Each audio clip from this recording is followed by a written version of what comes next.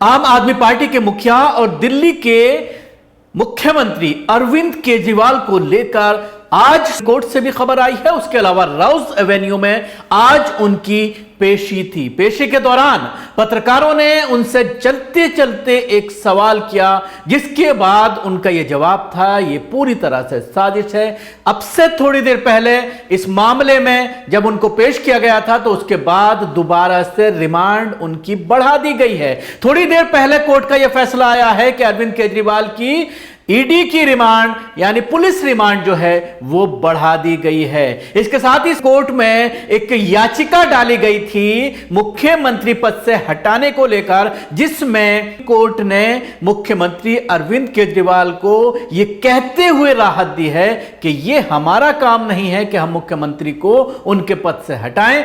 LG अगर चाहें तो राष्ट्रपति शासन की सिफारिश कर सकते हैं, लेकिन यह हमारे हाथ में नहीं है। इसके साथ ही इस याचिका को खारिज कर दिया गया, यानी एक बड़ा झटका उन लोगों को, भारतीय जनता पार्टी समर्थक जो लोग थे जिनके जरिए ये याचिका डाली गई थी, उनको एक बड़ा झटका लगा है। इसके साथ साथ एक और खबर इससे मिलती जुलती वो ये है कि 600 वकीलों ने आज सुप्रीम कोर्ट के चीफ जस्टिस को एक खत लिखा है, 600 वकीलों ने, और उसमें कई तरह के अंदेशे जताते हुए देश के लोकतंत्र को खतरा बताया है। और उसके साथ ही उन्होंने देश की सबसे बड़ी अदालत सुप्रीम कोर्ट के ऊपर टिप्पणी करने और केसेस को लेकर के एक राय कायम करने को लेकर के सोशल मीडिया के जरिए या मेन स्ट्रीम मीडिया के जरिए एक बड़ा लेटर लिखा गया है। और यह कहा गया है कि देश में एक बड़ा ग्रुप है जो इस तरह से धार्मिक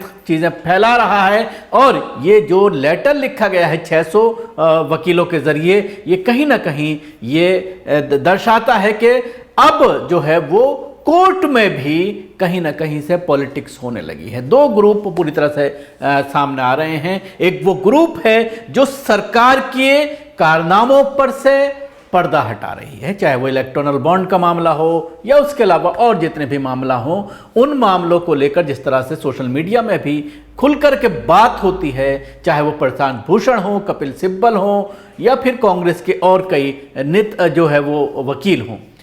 लेकिन ये एक दूसरा ग्रुप है जो 600 लोगों ने, 600 एडवोकेट्स ने जो चिट्ठी लिखी है। आपको बताना चाहूंगा कि अब से थोड़ी दिन पहले जब इलेक्टोरल बॉन्ड को लेकर के सुनवाई चल रही थी तो उस पर सुनवाई ना करने को लेकर के एक लेटर लिखा गया था bar council of supreme court के जो अध्यक्ष हैं उनके जरिए।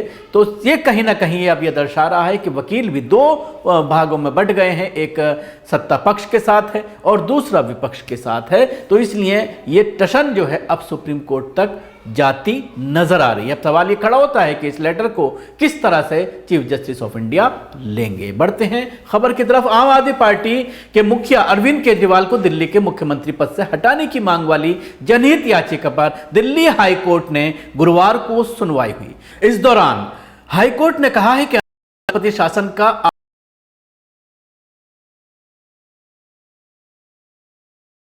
किया जा सकता है। अदालत ने केजरीवाल के खिलाफ दायर इस याचिका को खारिज कर दिया है। सुनवाई के दौरान दिल्ली हाईकोर्ट ने याचिकाकर्ता के वकील से पूछा कि क्या पद पर बने रहने को लेकर कोई कानूनी मनाही है। अदालत ने कहा कि इस मामले में न्यायिक दखल की जरूरत नहीं है।